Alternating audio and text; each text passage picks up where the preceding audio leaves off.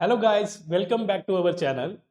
तो गाइस, हम क्या कर रहे थे? हम क्लास 11th का फर्स्ट या you can say zero chapter पढ़ रहे थे, जिसका नाम क्या था? मैथमेटिकल टूल्स, या इस चैप्टर को बेसिक मैथमेटिक्स भी बोला जाता है। ठीक है। इस चैप्टर में हमने क्या क्या कहा था आपको? हम 8 टूल्स के बारे में पढ़ेंगे। 8 टूल में से हमने कितने टूल्स पढ़ लिए थे? हमने 4 टूल्स पढ़ लिए थे। ठीक है।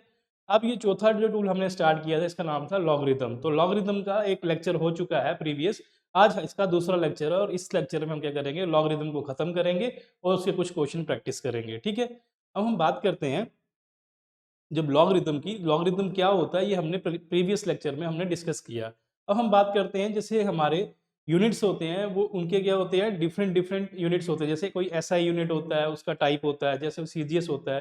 तो हमारे पास सिस्टम ऑफ यूनिट्स होते हैं यूनिट्स के लिए। इसी तरह जो लॉगरिथम है, वो मैंने कल बताया था, लॉगरिथम किसका होता है? नंबर का होता है, किसी नंबर का होता है। और जो लॉगरिथम है कौन डिसाइड करता है? उसका जो नंबर का बेस होता है वो डिसाइड करता है कि लॉगरिथम कौन सा होगा। तो on the basis of the base, जो लॉगरिथम का है, इसको दो सिस्टम ऑफ यूनिट्स में, दो सिस्टम ऑफ लॉगरिथम में डिवाइड किया गया है। एक सिस्टम ऑफ यूनिट को क्या बोलते हैं? फर्स्ट जो है, एक होता है नेचुरल लॉगरिथम। तो लॉगरिथम के दो टाइप्स है, एक है नेचुरल लॉगरिथम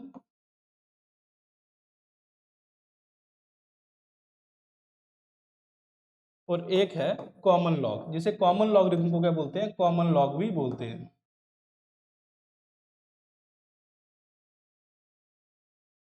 अब जो ये लॉगरिथम है, इसको डिवाइड किया गया, जो सिस्टम ऑफ लॉगरिथम है, दो दो टाइप के सिस्टम ऑफ लॉगरिथम से, एक है नेचुरल लॉग, एक है कॉमन लॉग। अब ये नेचुरल लॉग कौन सा होगा और कॉमन लॉग कौन सा होगा, ये कौन डिसाइड करेगा? इन दोनों में से लॉग कौन से लॉग होगा, ये कौन डिसाइड करेगा? ये उनका बेस डिसाइड करेगा। ठीक है। बेस डिसाइड करेगा कि नेचुरल लॉग कब होगा और कॉमन लॉग कब होगा। अगर किसी नंबर का जो बेस है, ठीक है, अगर वो ई है, ठीक है, और कभी जो बेस है वो अगर 10 है, जैसे मैं एक नंबर लिखता हूँ, log of 10 to the base e, और एक नंबर लिखता हूँ मैं, find out the log of 10 to the base 10। तो याद रखना, अगर बेस किसी नंबर का अगर ई होगा, ठीक है, अगर बेस किसी नंबर का ई होगा, तो वो क्या कहलाएगा? वो कहलाएगा नेचुरल लॉग। ठीक है। अगर तो ये जर्नी, जब अब यहाँ पे आपको क्या बोला जा रहा है? यहाँ पे आपको बोला जा रहा है नेचुरल लॉग निकालो किसका? 10 का। ठीक है। अब अगर हम बात करें, अगर बेस हमारा 10 होगा, अगर बेस हमारा 10 होगा, तो कौन सा लॉगरिथम होगा? वो होगा कॉमन लॉगरिथम। तो आपको जनरली जो बेस है नंबर का, वही डिसाइड करेगा कि ये लॉगरिथम कौन सा है। अगर बेस हमारा ई हुआ तो कहलाएगा नेचुरल लॉग, और अगर बेस हमारा 10 हुआ तो कहलाएगा कॉमन लॉग। ठीक है। अब नेचुरल लॉग को एक और नाम से जाना जाता है, नेपियर लॉग। नेपियर लॉग से भी जाना जाता है, N for natural, N for Napier. तो इसको नेपियर लॉग भी बोला जाता है। तो कभी कभी क्वेश्चन में गिवन होता है, find out the Napier log of this number. तो आपको घबराना नहीं है, आपको ये याद रखना है कि आपको क्या दे दिया? नेचुरल लॉग दे दिया है। ठीक है। ये था हमारा सिस्टम ऑफ लॉगरिथम, कि जो हमारा सिस्टम ऑफ लॉगरिथम है, जो लॉगरिथम कितने टाइप के हैं? दो टाइप के, एक नेचुरल लॉग, एक कॉमन लॉग। जो नेचुरल लॉग होता है वो कब होता है? जब बेस हमारा नंबर का क्या होता है? ई होता है। कॉमन लॉग कब होता है? जब बेस हमारा क्या होता है? 10 होता है। ठीक है। अब मैंने आपको कल बताया था, अब हम बात करते हैं नेचुरल लॉग। तो बेस लॉग हम निकालना सीख लेते हैं। ठीक है। अब है convergence of natural log. Natural log को कैसे कॉमन लॉग में कन्वर्ट करूं?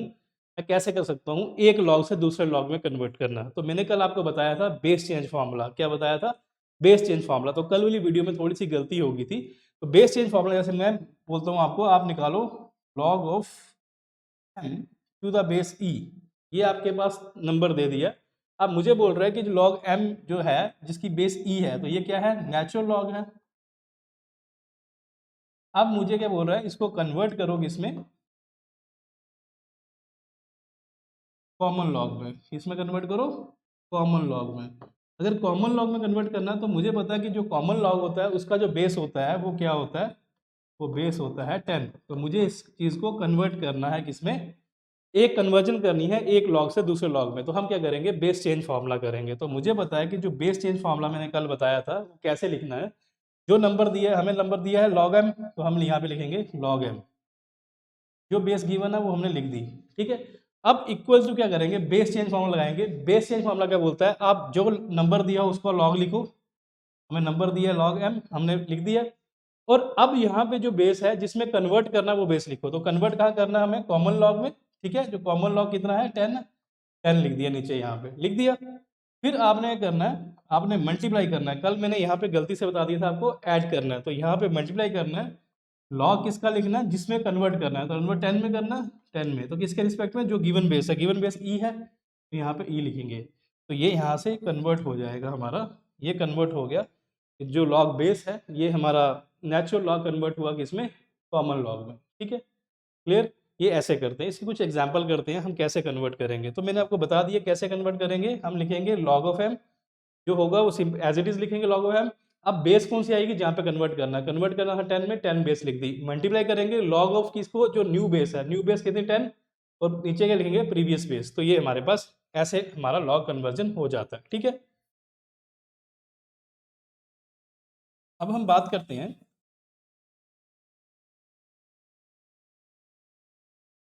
मैंने कल आपको बोला था लॉग 0 की वैल्यू मुझे बताएं टू द बेस 10, कि लॉग 0 की वैल्यू क्या होती है। तो याद रखें लॉग 0 की वैल्यू अनडिफाइंड होती है। क्या होती है? अनडिफाइंड। तो मैंने कल आपको होमवर्क बताया था, ये याद रखें अनडिफाइंड होती है। ठीक है, अब हम बात करते हैं, अगर नेचुरल लॉग लॉग 10 की वैल्यू अगर लिखते हैं, लॉग 10 की वैल्यू अब लिख रहे हैं टू द बेस 10, तो ये वैल्यू कितनी होगी? तो मैंने कल आपको बताया था जब बेस और जो नंबर सेम हो तो आंसर सीधा क्या आता है? इसकी वैल्यू क्या आती है? 1। ठीक है, इसी तरह वो वापस बोल रहा है, अब आपको बोल रहा है कि log 10 की वैल्यू बताओ। ठीक है, लेकिन जब बेस ई है, तो मुझे ये करना है log 10 की वैल्यू निकालनी है जब मेरा बेस कितना है?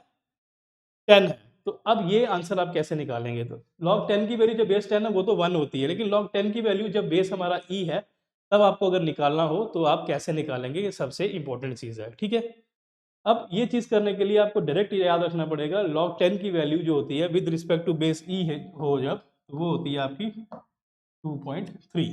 ठीक है, ये वैल्यू आपको डायरेक्ट याद रखनी है। अगर ये डायरेक्ट रखेंगे तभी ये कन्वर्जन होगी, तो याद रखें ये वैल्यू आपको लर्न करनी है।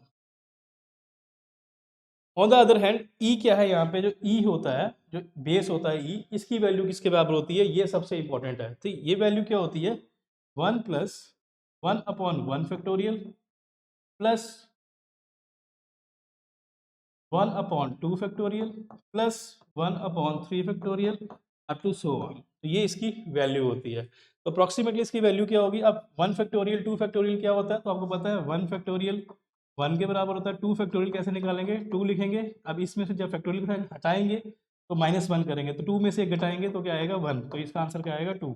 इसी तरह 3 फैक्टोरियल क्या होता है? 3 लिखेंगे, फिर 3 में से 1 कम करेंगे, 2 में से 1 करेंगे 1, तो ये आ जाएगा 6। इसी तरह 4 फैक्टोरियल, ये मैंने स्टार्टिंग की वीडियोस पे हमको बताया हुआ है फैक्टोरियल कैसे निकालते हैं। ठीक है, तो जब ये करेंगे देखो 1, ये तो आ जाएगा 1, ये भी आ जाएगा 1, ये आ जाएगा 1/2 फैक्टोरियल क्या होगा? 0.5, ये आगे चलता जाएगा। तो यहाँ पे तकरीबन क्या होगा? 1 + 1 + 0.2.5 से ऊपर वैल्यू होती है।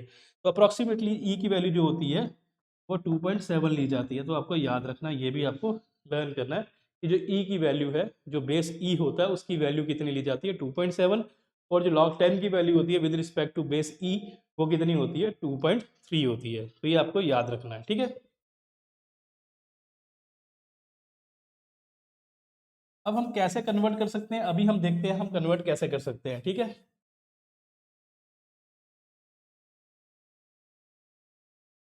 अब मैं एक एग्जाम्पल लिखता हूँ। लॉग एम की वैल्यू निकालो जब बेस हमारा ई हो। तो आपको कन्वर्ट करना है किसमें? कॉमन लॉग में।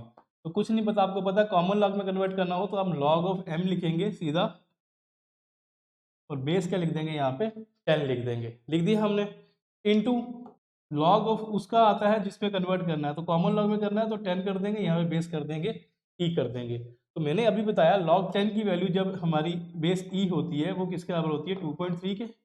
ठीक है, तो यहाँ से हम लिख देंगे 2.3 into log of M with respect to 10। तो यहाँ से हम लिख देंगे लॉग ऑफ एम की वैल्यू जब बेस ई है तो उस कितनी होती है? 2.3 मल्टीप्लाई। तो यहाँ पे देखें, यहाँ पे बेस क्या था? ई था, तो यहाँ पे कन्वर्ट हो गया बेस 10 में। तो यहाँ पे हमने किया, हमने बेस को कन्वर्ट किया। तो बेस को क्या किया? कन्वर्ट किया। कहाँ से कहाँ कन्वर्ट किया? हमने ई से 10 किया। ई क्या है? हमारा नेचुरल लॉग है, नेचुरल लॉग से हमने कन्वर्ट किया, कैसे, उसको कहाँ पे किया, 10 base. 10 base means common log में, तो हमने इसको कन्वर्ट किया कॉमन लॉग में। अब कैसे किया, उसको सिर्फ कुछ नहीं करना, जो वैल्यू लिखी है वही वैल्यू लिखी, बेस चेंज किया, उसको मल्टीप्लाई किया एक फैक्टर से, मल्टीप्लाई किया एक फैक्टर से, और इसको क्या बोला जाता है, कन्वर्जन फैक्टर, कन्वर्जन फैक्टर। तो जो कन्वर्ट, जब किसी चीज़ को कन्वर्ट करना हो उसके लिए एक कन्वर्जन फैक्टर होता है जिसकी वैल्यू होती है 2.3, तो 2.3 से मल्टीप्लाई करो तो कन्वर्ट हो जाता है। तो याद रखें, जब हमें नेचुरल लॉग से कॉमन लॉग में जाना होता है तो हम क्या करते हैं, हम एक कन्वर्जन फैक्टर का 2.3 से मल्टीप्लाई करते हैं, इसको, जो हमारा नेचुरल लॉग होता है उसको। इसकी एग्जाम्पल देखते हैं, जैसे हम बात करें log of 20 to the base e, ये किसके बराबर होगा, नेचुरल लॉग के टर्म्स में, ठीक है। अगर ये करना चाहें तो हम इसको क्या करेंगे, सोल्यूशन लिखेंगे, हम लिखेंगे log of 20 with respect to e, ये किसके बराबर होगा, सीधा लिखेंगे लॉग ऑफ, क्या लिखेंगे यहाँ पे, लॉग ऑफ 20 लिखेंगे सीधा, ठीक है।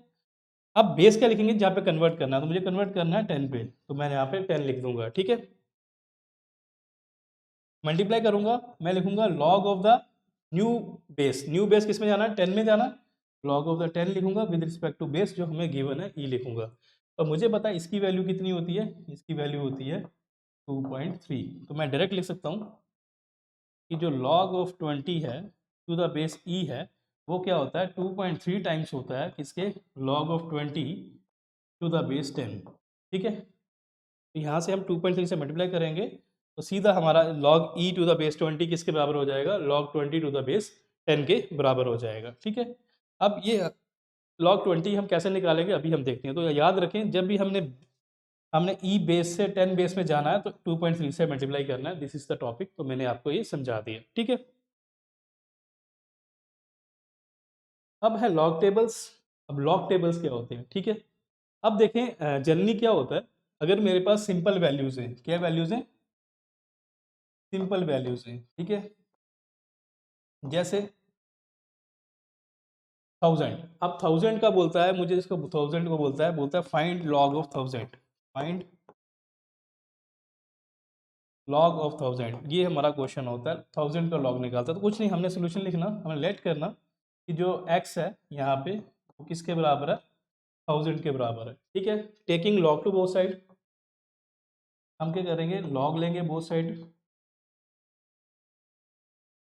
अब जो log ऑफ x हो जाएगा, log of x means log of 1000 हो जाएगा, वो किसके बराबर होगा, log ऑफ 1000, ठीक है। अब यहाँ पे हमें बेस नहीं दिया हुआ, जब बेस नहीं दिया होगा हम मान के चलते हैं यहाँ पे जो बेस है वो किसके बराबर है, 10 के बराबर, किसके बराबर, 10 के बराबर। और 10 मान के चलें, 10 मतलब क्या है, ये मुझे क्या निकालनी है, कौन से लॉग में वैल्यू निकालनी है, कॉमन लॉग में भी इसकी वैल्यू निकालनी है, ठीक है। अब log 1000 लिख दिया, ठीक है। अब हमने क्या निकालना है, अब हमने निकालना है log ऑफ x, ठीक है। अब हम कैसे लिख सकते हैं इस चीज़ को, ठीक है, सिंपल है। अब इस चीज़ को हम कैसे लिख सकते हैं, इसको हम लिख सकते हैं 10 की पावर 3 लिख सकते हैं, क्या लिख सकते हैं इसको, 10 की पावर 3 लिख सकते हैं। और जो पावर होती है वही क्या होता है, log, तो हम यहाँ से बोल सकते हैं कि जो log ऑफ 1000 है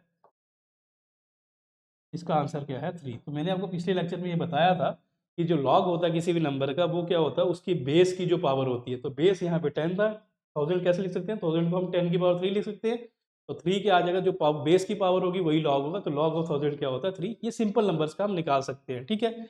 लेकिन अगर नंबर क्या हो जाए, कॉम्प्लिकेटेड हो जाए, अगर नंबर क्या हो जाए, कॉम्प्लिकेटेड हो जाए, या नंबर डेसिमल में आ जाए हमारे पास, ठीक है। सिंपल वैल्यूज के लिए तो हम क्या करते हैं, सिंपल वैल्यूज होती हैं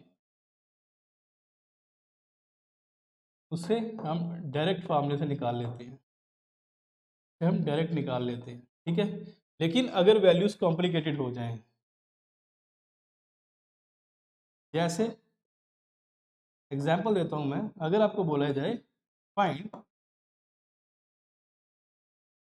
लॉग ऑफ 99.99, अगर आपको ये क्वेश्चन आ जाए कि आपको 99.99 का लॉग निकालना है, ठीक है, जब बेस क्या है, बेस यहाँ पे है 10, अगर आपको ऐसा क्वेश्चन आ जाए तो आप यहाँ से डायरेक्ट फार्मूले से नहीं निकाल सकते, क्योंकि 99.9 को 10 की कितनी पावर लिखोगे आप वो नहीं लिख सकते, ठीक है।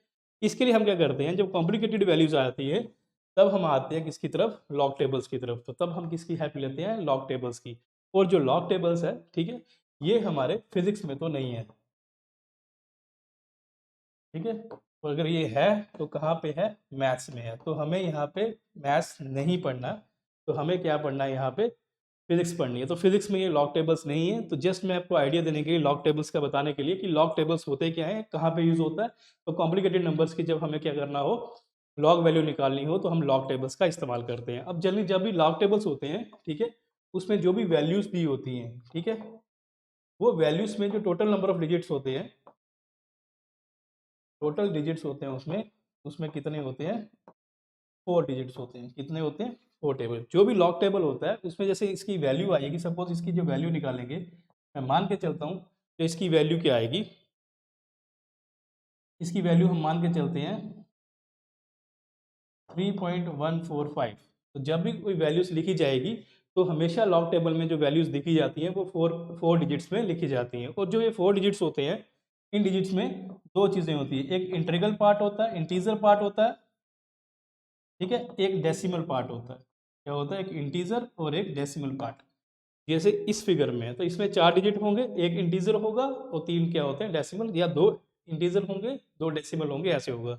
अब जो इंटीजर पार्ट है, नाम ही इंटीजर बोल रहे हैं। अब जो इंटीजर है ये पॉजिटिव भी हो सकता है, नेगेटिव भी हो सकता है और जीरो भी हो सकता है। तो याद रखना, ये वाला जो नंबर, ये लॉग टेबल्स में जब निकलेगा लॉग वैल्यू, ये जीरो भी हो सकती है, पॉजिटिव हो सकती है, नेगेटिव हो सकती है, लेकिन जो पॉइंट के बाद नंबर आता है वो हमेशा क्या होता है, पॉजिटिव। तो वो हमेशा क्या रहेगा, पॉजिटिव। तो जो डेसिमल पार्ट है वो हमेशा क्या रहेगा, पॉजिटिव। ठीक है, कल मैंने आपको एक होमवर्क दिया था कि जो इंटीजर पार्ट होता है इसको क्या बोलते हैं, और जो डेसिमल पार्ट है इसको क्या बोलते हैं, आपको बताया था। ठीक है, जो इंटीजर पार्ट है इसको बोलते हैं करेक्टरिस्टिक,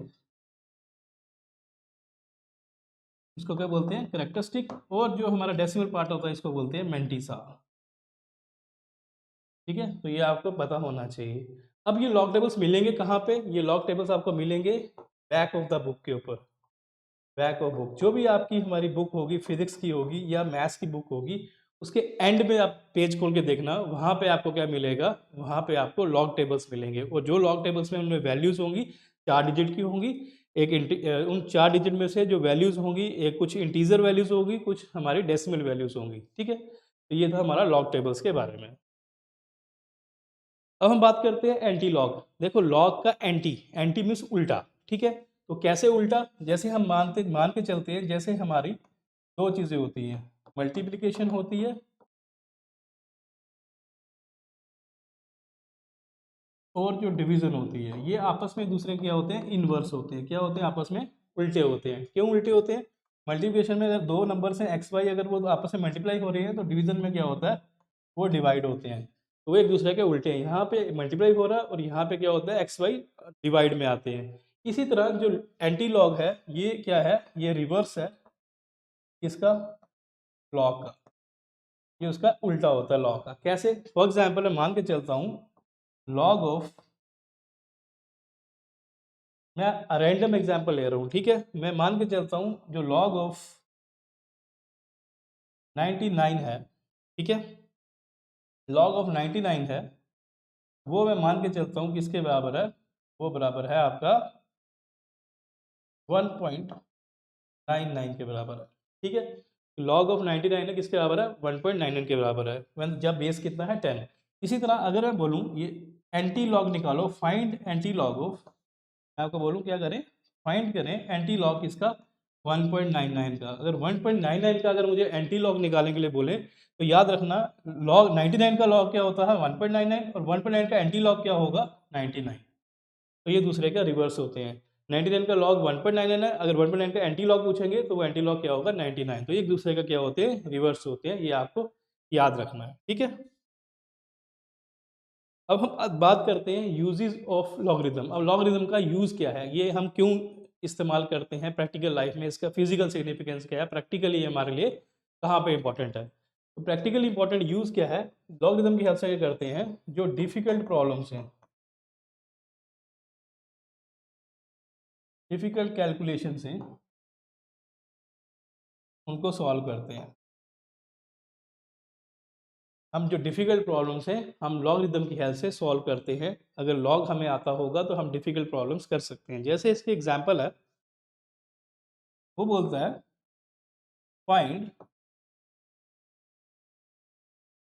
फिफ्थ रूट ऑफ 99,999 की आप क्या करो, फिफ्थ रूट फाइंड करो।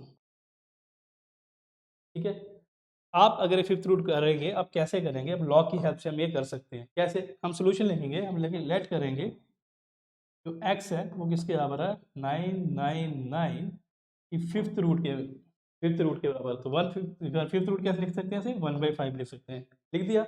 अब हम लेंगे लॉग टू बोथ साइड, तो यहाँ पे क्या आएगा, log x equals to log 999 की पावर 1/5। ये हमने लिख दिया। तो सिंपल है, जब ये लिख देंगे, ठीक है, यहाँ पे क्या आएगा, जो log x आएगा यहाँ पे, वो log x किसके बराबर आ जाएगा? देखो हमने एक फार्मूला पढ़ा था, ठीक है, पावर फंक्शन पढ़ा था। वो फार्मूला क्या था? वो फार्मूला था, यहाँ पे फार्मूला था क्या, log m की पावर n। तो मैं कहता था ये n नीचे आता था यहाँ पे, तो आता था n log n। तो एक फार्मूला बनता था हमारा, इसे पावर फंक्शन बोलते हैं। लास्ट लेक्चर था वो क्या बनता था, n नीचे आता था n log m। ये सेम वही फॉर्म है, log 99 की पावर 1/5, ये n आ जाएगा, n नीचे आएगा, n यहाँ से नीचे आएगा, तो ये क्या आ जाएगा, 1/5 log ऑफ 999।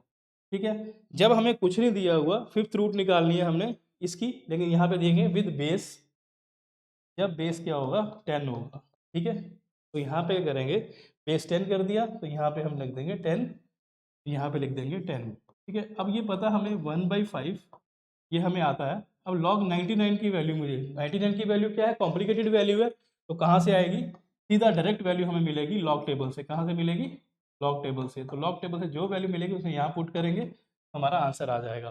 तो हमने किया, हमने एक कॉम्प्लिकेटेड कैलकुलेशन थी, 99 की पावर 1/5 को ईजिली कर दिया। तो ये लॉगरिदम का यूज़ है कि इसकी हेल्प से हम क्या कर सकते हैं, डिफिकल्ट कैलकुलेशन को सॉल्व कर सकते हैं। ठीक है, ऐसे एक एग्जाम्पल है। आप कोई और एग्जाम्पल भी ले सकते हैं, तो कोई ऐसा इशू नहीं है। ठीक है, अब ये था हमारा लॉग का टॉपिक खत्म होता है। अब हमारा टॉपिक होता है कोऑर्डिनेट ज्योमेट्री। तो हमारा टॉपिक का नाम क्या है, कोऑर्डिनेट ज्योमेट्री। अब वर्ड है कि ज्योमेट्री वर्ड है, ये क्या होता है? तो ज्योमेट्री क्या होती है, ये वो ब्रांच होती है मैथमेटिक्स की जो किससे डील करती है, जो डील करती है मेजरमेंट्स ऑफ, किसकी मेजरमेंट से, लाइंस की, कर्व्स की, एंगल्स की, एक्सेट्रा।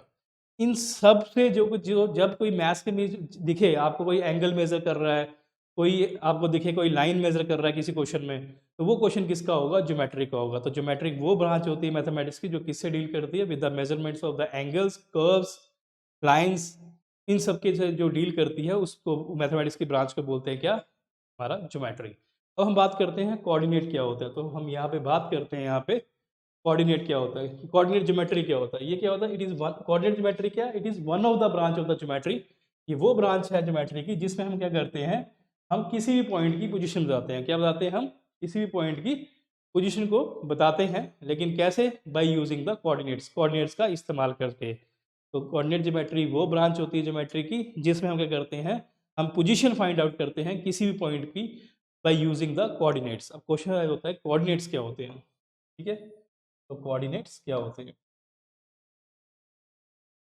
अब हम बात करते हैं कोऑर्डिनेट्स की। तो कोऑर्डिनेट्स क्या होते हैं, coordinates are basically set of values. ये वो सेट ऑफ वैल्यूज होती हैं जिसकी हेल्प से हम क्या कर सकते हैं, हम किसी पॉइंट की एग्जैक्ट पोजीशन बता सकते हैं। तो ये क्या होते हैं, ये सेट ऑफ पॉइंट्स होते हैं, ये वो सेट ऑफ पॉइंट्स होते हैं जिनकी हेल्प से हम क्या कर सकते हैं, किसी भी पॉइंट की एग्जैक्ट पोजीशन बताते हैं। जैसे ये set of points along x axis पे हो सकते हैं, अलोंग वाई एक्सिस पे हो सकते हैं। मान के चलते हैं ये अलोंग एक्स एक्सिस एक सेट ऑफ पॉइंट्स है, इनको जब मैं ज्वाइन करूंगा एक लाइन से ज्वाइन करता हूँ, जो वाई एक्सिस में इनको मैं ज्वाइन करता हूँ एक लाइन से। अब इन पॉइंट्स की हेल्प से, कोई यहाँ पे कोई पॉइंट है, पॉइंट की पोजीशन बतानी है। ये क्या है, मेरे पास एक पॉइंट है, इस पॉइंट का नाम क्या है, पी, इसकी मुझे पोजीशन बतानी है। जब भी किसी चीज़ की पोजीशन बतानी है तो किसी सेट ऑफ वैल्यूज़ की रिस्पेक्ट में बतानी है। और जो ये set of values along x axis होते हैं, इन सेट ऑफ वैल्यूज को मैं बोलता हूँ एक्स एक्सिस।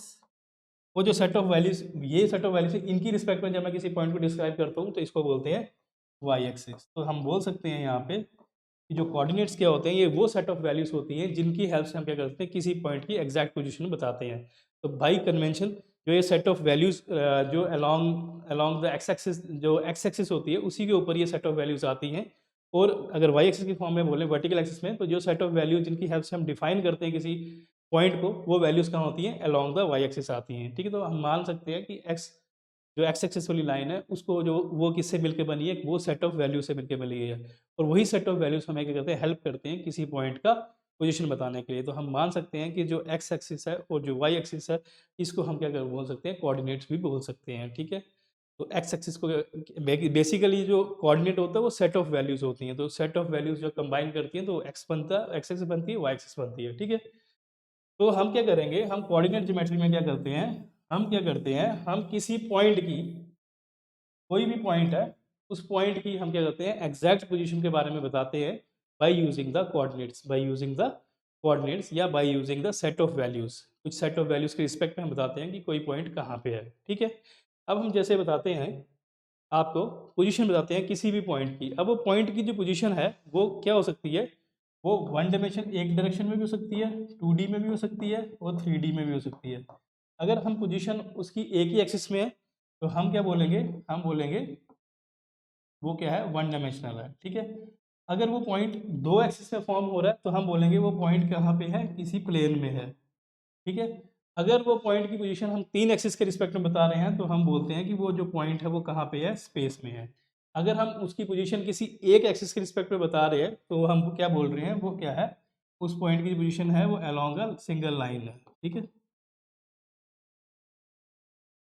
अब हम डिस्कस करने जा रहे हैं उसी एक पॉइंट, जो कैसे किसी पॉइंट को हम उसकी पोजीशन को डिस्क्राइब कर सकते हैं किसी एक प्लेन में। प्लेन मीन्स दो डायमेंशन में। अब ये दो डायमेंशन क्या हो सकती हैं, एक्स एक्सिस भी हो सकती है, वाई एक्सिस भी हो सकती है। थ्री डायमेंशन में अगर करेंगे तो वहाँ पे क्या होगा, एक्स वाई जेड तीनों होगा। अगर एक डायरेक्शन में करेंगे तो वहाँ पे एक ही एक्सिस होगी, या तो एक्स होगी, या तो वाई होगी, या तो जेड होगी। ठीक है, अब हमारा टॉपिक है position of a point in a plane. Plane means two dimension में, तो टू डायमेंशन में तो दो एक्सिस बनाएंगे, तो मैं यहाँ पे दो एक्सिस बना रहा हूँ। एक बनाई मैंने एक्स एक्सिस, ठीक है, यहाँ पे ये ये आता ओरिजिन। तो कितने भी डिस्टेंस हमारे कोऑर्डिनेट ज्योमेट्री में लिए जाते हैं तो कोऑर्डिनेट ज्योमेट्री में दो इंपॉर्टेंट चीज़ें होती हैं, एक ओरिजिन होता है और एक एक्सिस होती हैं। तो एक्सिस कौन सी होती है, एक्स वाई जेड, और ओरिजिन वो पॉइंट होता है जिस पॉइंट से हम क्या करते हैं, डिस्टेंस को लेते हैं। ठीक है, यहाँ पे ओरिजिन है। ठीक है, ये हम मान के चलते हैं कि जो ये पॉइंट है ये प्लेन में है, और प्लेन कौन से प्लेन में है, एक्स वाई प्लेन में लाई कर रहा है। ये एक्स है, ये वाई है। ठीक है, तो लेट करते हैं कोई पॉइंट यहाँ पे पॉइंट है, यहाँ ये एक पी क्या है, एक पॉइंट है। ठीक है, अब जब भी किसी पॉइंट को डिस्क्राइब करना है तो मुझे पता है कोऑर्डिनेट ज्योमेट्री में जब पॉइंट को डिस्क्राइब करता हूँ उसकी एग्जैक्ट पोजीशन को, तो मैं किसी सेट ऑफ वैल्यूज के रिस्पेक्ट में करता हूँ, मीन्स एक्स एक्सिस या वाई एक्सिस से ही करता हूँ। तो यहाँ पे जो ये पॉइंट है, इसका यहाँ पे देखें, इसका जो डिस्टेंस है, इस पॉइंट का जो डिस्टेंस है ओरिजिन से यहाँ से, ठीक है, अगर हम बात करें ये कौन सी वाई एक्सिस, तो वाई एक्सिस से जो ये डिस्टेंस है यहाँ से वो कितना माना जाता है, वो मान के चलते हैं एक्स है। ठीक है, और ये एक्स एक्सिस है, यहाँ से इसका डिस्टेंस कितना है मान के चलते हैं, यहाँ से लेके यहाँ तक का जो डिस्टेंस है वो कितना है, वाई है।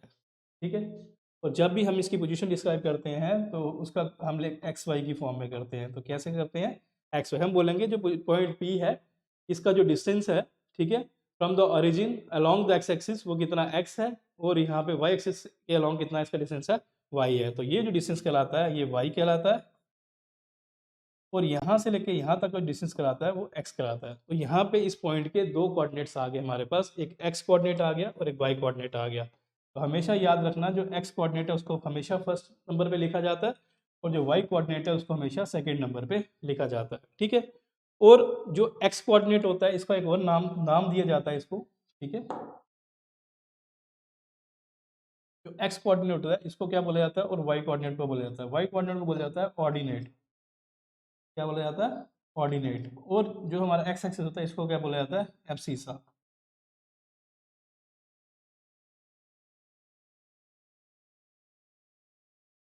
तो आपको याद रखना है कोई भी पॉइंट है जब किसी टू डायमेंशन में उसको डिस्क्राइब कर रहे हैं तो उसके दो कोऑर्डिनेट्स आते हैं, एक क्या होता है एक्स कोऑर्डिनेट, एक होता है वाई कोऑर्डिनेट। जो एक्स कोऑर्डिनेट है उसको एब्सिसा बोला जाता है और वाई कोऑर्डिनेट को क्या बोलता है, ऑर्डिनेट बोला जाता है। अगर यही पॉइंट अगर हमारा क्या हो, अगर यही पॉइंट हो 3D में, यही पॉइंट हो 3 डायमेंशन में।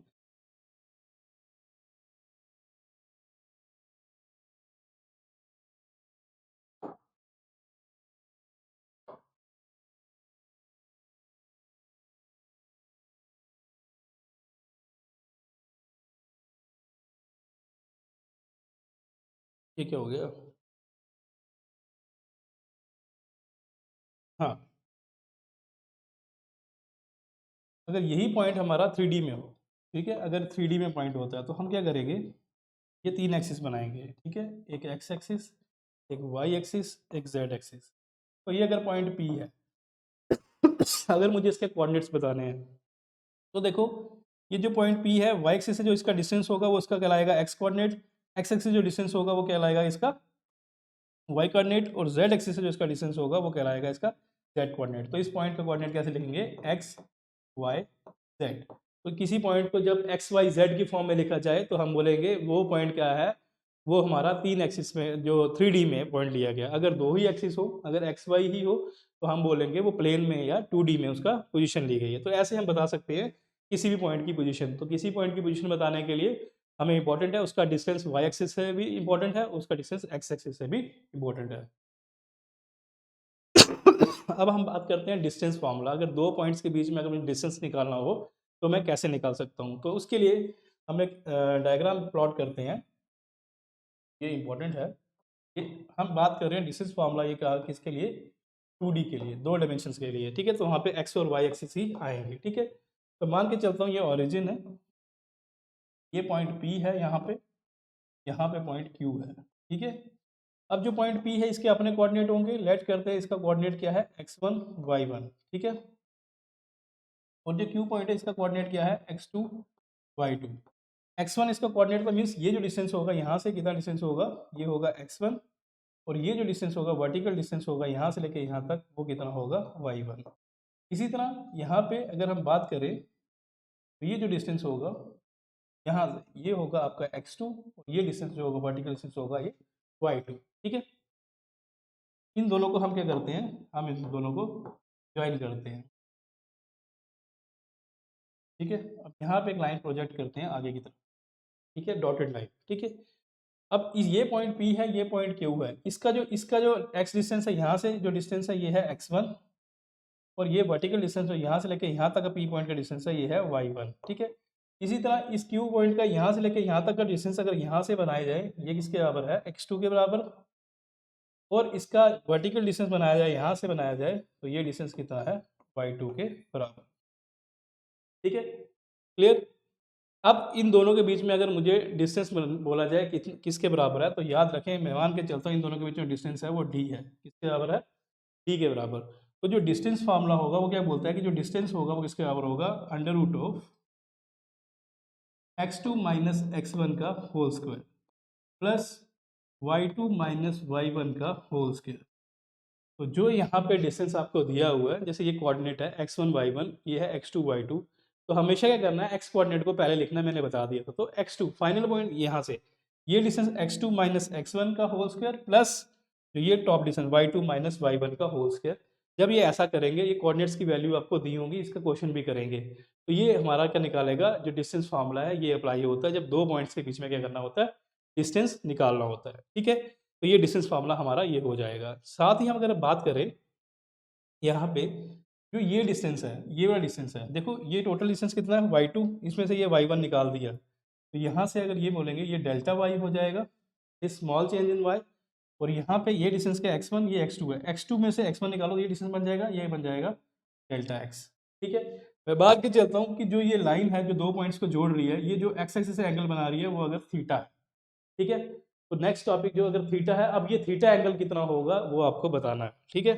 तो यहाँ पे तो नेक्स्ट टॉपिक आता है वो है स्लोप ऑफ द लाइन। तो अब हम बात करते हैं स्लोप ऑफ द लाइन कितनी है, ठीक है। जल्दी याद रखें, जो स्लोप होती है किसी लाइन की, वो फिगर पहले वाली है, उसी को देखेंगे। स्लोप को डिफाइन डिनोट किया जाता है एम से, और जो एम क्या होती है, एम होती है स्लोप। अब यहाँ से इस फिगर से देखें, जो स्लोप है, जो ये स्लोप है यहाँ पे इस लाइन की जो स्लोप है वो किसके बराबर है, तो याद रखें जो स्लोप होती है हमेशा वो होती है del y by del x. तो स्लोप क्या होती है, स्लोप होती है चेंज इन वाई, कितना चेंज आया वाई में with respect to change in x, ठीक है। और चेंज इन वाई क्या होता है, final position minus initial position, that is y two minus y one. और डेल्टा एक्स क्या होता है हमारा, x two minus x one, ठीक है, क्लियर। अब हम बात करेंगे, अगर हम ये ट्राइंगल ले लें, ये ट्राइंगल लें हम कौन सा, पी क्यू एम, तो मैं ट्राइंगल ले लूँ कौन सा, पी क्यू एम, ये है पी, यह क्यू, ये है एम, ठीक है।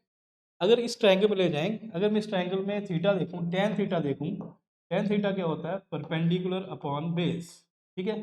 तो एंगल के सामने क्या है, डेल्टा वाई,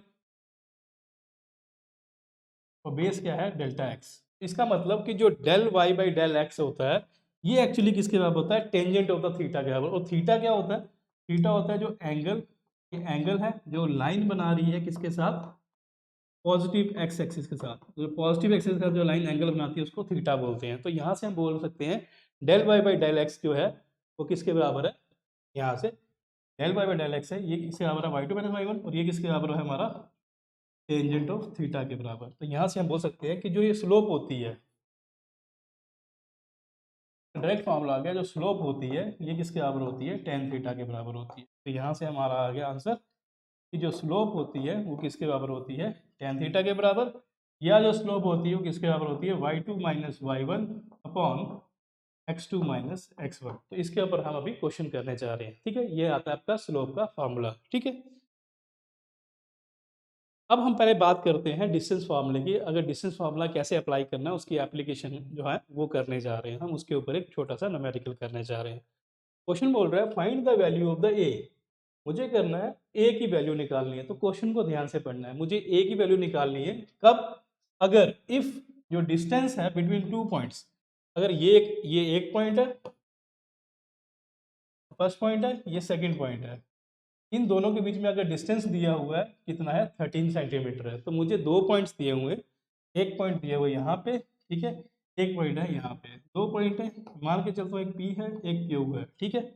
अब मुझे क्या दिया हुआ है, इनके बीच में डिस्टेंस दिया हुआ है, ठीक है। अब बोल रहे हैं इनके बीच में डिस्टेंस जो है, इन दोनों के डिस्टेंस को कितना होता था, डी होता था, और वो डी दिया हुआ कितना मुझे गिवन है क्वेश्चन में, 13 सेंटीमीटर मुझे दिया हुआ डिस्टेंस। और जो ये पॉइंट पी और क्यू है इनके कोऑर्डिनेट्स दिए हुए हैं। ये पॉइंट क्यू है, फर्स्ट पॉइंट है, तो इसका जो कोऑर्डिनेट होगा वो क्या दिया हुआ है, -9a। अब ये सेकंड जो कोऑर्डिनेट है उसका क्या दिया हुआ है, सेकंड पॉइंट के कोऑर्डिनेट्स क्या दिए हुए हैं, 3 3, ठीक है। हमेशा जो फर्स्ट वाला होता था, मैंने बोला था, वो हमेशा पहले नंबर पे क्या आएगा, एक्स आएगा, ये x1 आएगा, ठीक है। और ये क्या आ जाएगा आपका, y1 आ जाएगा, ठीक है। और ये क्या आ जाएगा आपका, x2 आएगा, और ये y2 है। ये जो फिगर आपने बनी है ये स्केल के अकॉर्डिंग नहीं है, ठीक है। स्केल के अकॉर्डिंग मीन एग्जैक्ट फिगर नहीं है, ये रफ फिगर है। एग्जैक्ट फिगर बनने के लिए कुछ और है। जैसे ये इस क्यू पॉइंट कहाँ पे लाई करेगा, जैसे क्यू पॉइंट की बात करें तो क्यू पॉइंट ऐसे होगा, अगर ये 0 है, ये 1 है, ये 2 है, ये 3 है, इस पॉइंट का जो एक्स कोऑर्डिनेट डिस्टेंस है यहाँ से लेकर यहाँ तक वो 3 है, और वाई से भी यहाँ पे क्या है, 3 है। तो ये पॉइंट यहाँ कहीं पे लाई करेगा ऐसे करके, ठीक है। अगर मैं इसको ड्रा करना हो, जैसे 1 है, ये 2 है, ये 3 है, तो ये अगर डायग्राम में ऐसे, एग्जैक्ट डायग्राम में ऐसे आएगा, कौन सा पॉइंट, क्यू पॉइंट, ठीक है। ये मैंने रफ करके बताया, ठीक है। मुझे क्या करना है, मुझे ए निकालना है, ये ए निकालना है, बीच में जो ए है ये मुझे फाइंड आउट करना है कि ये कैसे करेंगे, ठीक है। अब मैं सोल्यूशन लिखूंगा, मुझे क्या दिया हुआ, दोनों के बीच में डिस्टेंस दिया हुआ डी। तो मुझे पता है कि डिस्टेंस फार्मूला के अकॉर्डिंग जो डी होता है वो किसके बराबर होता है, under root of x2 minus x1 का square plus y2 minus y1 का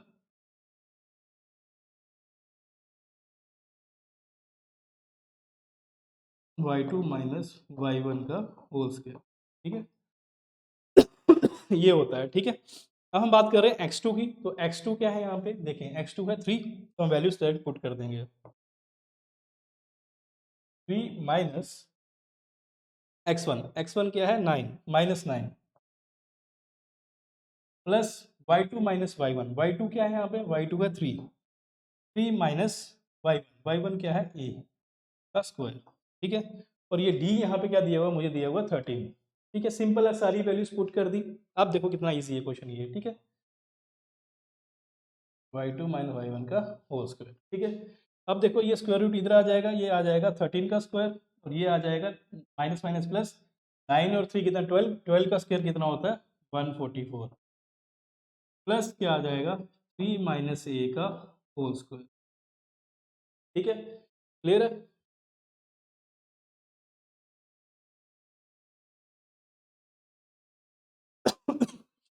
अब देखें 13 का स्क्वायर क्या होता है 169। ठीक है, अब ये जो प्लस का है ये इस तरफ जाएगा, माइनस का हो जाएगा, माइनस 144 हो जाएगा। ठीक है, अब क्या बचा हमारे पास 3 माइनस ए का होल स्क्वायर। ठीक है, ठीक है। अब 169 में से अगर हम 44 निकालें तो हमारा आंसर क्या आता है, हमारा आंसर आता है 25। 3 माइनस ए का होल स्क्वायर किसके बराबर हो जाएगा 25। अगर स्क्वायर इधर जाएगा तो 3 माइनस ए किसके बराबर हो जाएगा 25। 25 का रूट क्या होता है, 25 का रूट क्या होता है आपको पता होना चाहिए। अगर मैं स्क्वायरिंग टू बोथ साइड करता हूँ तो यहाँ से एक दो वैल्यूज आती है प्लस माइनस 5। तो हमारी एक वैल्यू क्या आती है 5 भी आएगी और माइनस 5 भी। ऐसा क्यों, क्योंकि प्लस 5 का स्क्वायर भी 25 होता है और माइनस 5 का स्क्वायर भी 25 होता है। ठीक है, अब हमारा यहाँ पे एक वैल्यू लिखेंगे, पहले हम लिखेंगे 3 minus A is equal two plus 5। यहाँ से लिखेंगे ए इधर जाएगा तो ये इधर आएगा। ठीक है, 3 माइनस 5 इक्वल्स टू ए, यहाँ से ए क्या आ जाएगा -2। ए की एक वैल्यू क्या आएगी, या तो -2 के बराबर होगा या दूसरा आ जाएगा यहाँ से 3 माइनस ए इक्वल्स टू -5। पहले हमने +5 किया था, अब हमने -5 किया, तो ये इधर चला जाएगा, ये इधर आ जाएगा। ठीक है, ये माइनस का इधर आएगा, प्लस का हो जाएगा और यहाँ पे ए आ जाएगा, तो यहाँ पे ए क्या आ जाएगा 8 के बराबर। तो ए की वैल्यू, दो वैल्यूज आती है, तो possible values find the value of A if the distance between the points is 13 centimetre. तो अगर ए की वैल्यू कितनी होगी -2 होगी तभी 13 डिस्टेंस आएगा, अगर ए की वैल्यू 8 होगी तब भी आएगा। तो ये हमारा डिस्टेंस फार्मूला का एप्लीकेशन था। ठीक है, अब ये थोड़ा सा कॉम्प्लिकेटेड क्वेश्चन आया था, तो इस क्वेश्चन को देखते हैं कि ये क्वेश्चन क्या है। ठीक है, क्वेश्चन है, वो बोल रहा है a dog wants to catch a cat. एक डॉग है, उसको क्या करना है, एक कैच को कैच करना है एक कैट को। ठीक है, जो डॉग है वो फॉलो कर रहा है पाथ को। एक जो डॉग जिस रास्ते से जा रहा है उस रास्ते की इक्वेशन दी हुई है वो है y-x। जो भी इक्वेशन है वो गिवन है, आप लिख दो। ठीक है, ये डॉग की इक्वेशन है हमें दी हुई है, वो क्या है y-x। ठीक है, equals to 0। While the cat follows the path, जिस रास्ते से कैट जा रही है उस रास्ते की जो इक्वेशन है, जो कैट की इक्वेशन है वो है equation x² plus y² equals to 8। ठीक है, ये x कोऑर्डिनेट y कोऑर्डिनेट दिया हुआ है कि कैसे वो जब चल रहा है तो कितना हाइट पे जा रहा है वो y कोऑर्डिनेट आ गया, कितना आगे जा रहा है वो x कोऑर्डिनेट आ गया। ठीक है, ये दोनों दिया हुआ है। तो बोलता है the coordinates of the possible points of catching the cat. अब डॉग कुछ रास्ते से जाएगा, क्या कोऑर्डिनेट उसके होंगे ताकि वो क्या करे, हमारी जो कैट है उसको कैच कर ले। तो मुझे तो ये पता नहीं है, मैं लेट कर लेता हूँ। जो कोऑर्डिनेट्स होंगे जब वो कैच करेगा वो कोऑर्डिनेट्स हैं x1 y1। ये उसके क्या है कोऑर्डिनेट्स है। अब मुझे क्या निकालना है, मुझे x1 और y1 की वैल्यू निकालनी है। ये कोऑर्डिनेट्स कब हैं, जब क्या है व्हेन डॉग कैचेस कैट। जब डॉग क्या करेगा, कैच करेगा कैट को, तब उसके कोऑर्डिनेट क्या हुए होंगे, वो कितना डिस्टेंस, जो वाई एक्सिस से कितना डिस्टेंस दूर होगा वो x1 कहलाएगा, और जो हमारा एक्सिस से कितना दूर होगा y1 कहलाएगा। ये उसके कोऑर्डिनेट्स है। उसी तरह जब वो कैच कर लेगा तब उस तरह जो डॉग की इक्वेशन होगी वो क्या हो जाएगी, वो y माइनस एक्स की जगह क्या हो जाएगा, यहाँ पे y1 minus x1 equals to 0 हो जाएगा, और यहाँ पे y1 किसके बराबर आ जाएगा x1 के। जिस दौरान वो कैच करेगा उस दौरान जो y1 है वो x1 के बराबर आ जाएगा। एक बात। दूसरी बात, इसकी इक्वेशन जो कैट है जब वो कैच कर लेगा तो उसके कोऑर्डिनेट चेंज हो जाएंगे। उसके कोऑर्डिनेट क्या आएंगे, उसके कोऑर्डिनेट होंगे x1 का स्क्वायर प्लस y1 का स्क्वायर इक्वल्स टू 8 हो जाएगा। ठीक है, यही हो जाएगा। जब वो कैच करेंगे तो y1 और x1 बराबर हो जाएंगे, तो यहाँ पे y1 की जगह हम x1 लिख देंगे, तो आ जाएगा x1 square plus x1 square equals to 8। ठीक है, तो ये क्या आ जाएगा, यहाँ से क्या आएगा 2x1 स्क्वायर इक्वल्स टू 8। यहाँ पे x1 स्क्वायर किसके बराबर आ जाएगा 8/2, दैट इज 4। तो जो x1 स्क्वायर आ जाएगा वो किसके बराबर हो जाएगा 4 के बराबर आ जाएगा। ठीक है, तो मुझे क्या निकालना है, मुझे x1 और y1 निकालना है। ठीक है, अब अगर हम बात करें इस चीज़ की तो यहाँ पे क्या हो जाएगा, हमारा x1 स्क्वायर इक्वल टू 4 हो जाएगा, तो जो x1 आ जाएगा हमारा वो क्या आ जाएगा +-2 आ जाएगा। क्यों, क्योंकि +2 का स्क्वायर भी 4 होता है और -2 का स्क्वायर भी 4 होता है। तो x1 क्या हो जाएगा, या तो क्या आएगा हमारा +2 आएगा या तो क्या आएगा -2 आएगा। अब हमें पता है कि जो x1 और y1 बराबर होते हैं, देयरफॉर जो y1 हो जाएगा वो भी किसके बराबर हो जाएगा, +-2 के बराबर हो जाएगा। ठीक है, इसके अकॉर्डिंग जो हमारे कोऑर्डिनेट्स आ जाएंगे वो क्या कोऑर्डिनेट्स हो जाएंगे, जब हमारा x, तो हमारे दो पॉसिबल कोऑर्डिनेट हो जाएंगे। जब हमारा x1 +2 होगा तो y1 भी क्या होगा, +2 होगा, और जब हमारा x1 -2 होगा तो तब हमारा y1 भी y2 भी क्या होगा, हमारा -2 होगा। तो दो कोऑर्डिनेट्स, ये पॉसिबल कोऑर्डिनेट्स है कि जब हमारा जो डॉग है उसके कोऑर्डिनेट क्या होंगे, +2 या -2 होंगे, उस दौरान वो उसको कैच कर लेगा। तो इसमें पॉसिबल जो कोऑर्डिनेट्स हैं, जो पॉसिबल पॉइंट्स हैं और कैचिंग के, वो क्या हो जाएंगे, +2 दैट इज +2 और -2 ये दोनों इसके क्या है, इसके आंसर हैं। तो ये क्वेश्चन था छोटा सा डॉग का। ठीक है, अब एक क्वेश्चन है जो यहाँ पे टाइप नहीं कर सका मैं। ठीक है, तो हम वो क्वेश्चन देखते हैं वो क्या है। ठीक है,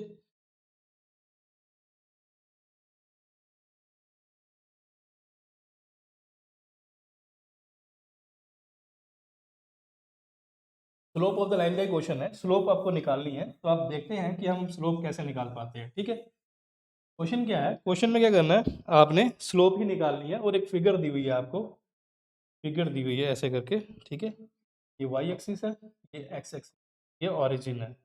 तो ये लाइन ऊपर से नीचे आ रही है ऐसे करके। ठीक है, इस लाइन के जो कोऑर्डिनेट्स हैं वो दिए हुए हैं। तो यहाँ पे कोऑर्डिनेट दिया हुआ है 0 2, और ये कहाँ पे कोऑर्डिनेट दिया हुआ है 3 0। ठीक है, अब कभी ये देखना हो कि ये ग्राफ इंक्रीजिंग है या डिक्रीजिंग है, मीन्स इसकी स्लोप पॉजिटिव है या नेगेटिव है, अगर देखना हो तो हमेशा ग्राफ को आपने लेफ्ट हैंड से लेके राइट हैंड की तरफ देखना है, लेफ्ट से राइट देखना है। जब मैं लेफ्ट से राइट देख रहा हूँ इसको, तो देखो जब मैं लेफ्ट में था तो ये देखो ग्राफ नीचे आ रहा है, जब ये नीचे आ रहा है तो इसकी वैल्यूज़ क्या हो रही है, देखो ये ग्राफ इधर जा रहा है। ठीक है, जब ये लाइन हम लेफ्ट से राइट देख रहे हैं, ये ग्राफ क्या कर रहा है, ये ऊपर से नीचे आ रहा है। जब ये नीचे से ऊपर से नीचे आ रहा है तो इसकी जो वाई एक्सिस की वैल्यू है वो क्या आ रही है, देखो वाई एक्सिस की वैल्यू क्या आ रही है, घट रही है। तो ये ग्राफ किसका होगा, डिक्रीजिंग का होगा। वो अलग मैथ्स में आता है, इंक्रीजिंग डिक्रीजिंग कैसे चेक करना है। तो हमें लेफ्ट से राइट देखना है, जब हम लेफ्ट से राइट देखेंगे तो ये आपको ग्राफ क्लियर हो जाएगा। ठीक है, वो हमारा क्वेश्चन नहीं है। क्वेश्चन है हमारा, मुझे क्या करनी है, फाइंड स्लोप। मुझे क्या निकालना है, स्लोप निकालनी है। ठीक है, मैंने अभी पढ़ा सोल्यूशन में, मुझे अभी पढ़ा कि जो स्लोप होता है वो किसके बराबर होता है, वो m के बराबर होता है। और जो स्लोप होता है, जो लाइन एक्स एक्सिस से एंगल बनाती है, जो पॉजिटिव एक्सिस है, तो यहाँ पे ये लाइन इस एक्सिस पॉजिटिव एक्सिस से जो एंगल बना रही है थीटा, उसका टेंजेंट कर दें तो स्लोप आ जाता है। तो यहाँ पे हमें क्या दिया हुआ है, हमें लाइन नहीं दिया। जब एंगल ना दिया हो तो ये फॉर्मूला नहीं लगता। अब ये फॉर्मूला कौन सा लगता है, इंपॉर्टेंट क्या हो जाता है, जब हमारे पास नहीं दिया हुआ। यहाँ पे हमें क्या दिए हुए, हमें दो पॉइंट्स दिए हुए हैं। क्या दिए हुए पॉइंट्स, एक ये पॉइंट है, एक ये पॉइंट है। अब क्वेश्चन राइज होता है कि हमें x1 y1 किसको लेना है, x2 y2 किसको लेना है। तो देखो ये स्लोप कहाँ से आ रही है, जब ये ग्राफ हम लेफ्ट से राइट देख रहे हैं तो ग्राफ ऊपर से नीचे आ रहा है। तो इनिशियल पॉइंट ये है, ये x1 हो जाएगा, ये y1 हो जाएगा, ये x2 हो जाएगा, ये y2 हो जाएगा। तो ऐसे चेक करना है आपने, ग्राफ कहाँ से आ रहा है, ऊपर से नीचे आ रहा है। ठीक है, जब ये ऊपर से नीचे आ रहा है तो जो y एक्सिस है हमारी वो क्या कर रही है, वो घट रही है, डिक्रीज हो रही है। तो ये डिक्रीजिंग का ग्राफ है। अब हमारी वैल्यूज है, हमें पता है कि जो स्लोप होती है, ठीक है, वो किसके बराबर होती है, del y by del x के बराबर। और डेल वाई किसके बराबर होता है, y2 minus y1 upon x1 minus x2। ठीक है, अब इस फॉर्मूले में पुट करें सीधा y2 क्या है यहाँ पे 0, 0 माइनस y1 क्या है यहाँ पे 2 अपॉन यहाँ पे x2 माइनस x1। ठीक है, तो x2 क्या है यहाँ पे 3 माइनस 0, x1 क्या है 0। तो यहाँ पे आंसर क्या आएगा, -2/3।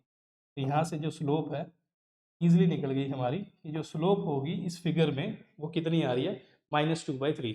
अगर माइनस टर्म है, माइनस टर्म यही इंडिकेट कर रही है कि जो स्लोप है ये डिक्रीजिंग है या नेगेटिव स्लोप है। ठीक है, तो ये स्लोप कैसी है, नेगेटिव है। अब हमने ये भी बताया था आपको लास्ट लेक्चर में कि स्लोप नेगेटिव कब होती है, जब टेन थीटा की वैल्यू, जो टेन थीटा की वैल्यू है वो क्या होती है, 90 से ग्रेटर होती है। यहाँ पे देखें ये एंगल कितना बन रहा है, ठीक है, 90 से बड़ा, ये तो 90 है, ये एंगल 90 से बड़ा। जब 90 से बड़ा एंगल होता है तो स्लोप हमेशा क्या बनती है, नेगेटिव होती है। ठीक है, तो ये था हमारा स्लोप का क्वेश्चन। तो आज हमने क्या पढ़ा, हमने कोऑर्डिनेट ज्योमेट्री भी पढ़ ली आज, और लॉगरिदम के बारे में भी थोड़ा सा पढ़ लिया, और डिस्टेंस फार्मूला भी सबसे इंपॉर्टेंट था, वो भी हमने कर लिया। तो स्लोप भी इंपॉर्टेंट है, डिस्टेंस फार्मूला भी इंपॉर्टेंट है। ठीक है, thanks for watching my video.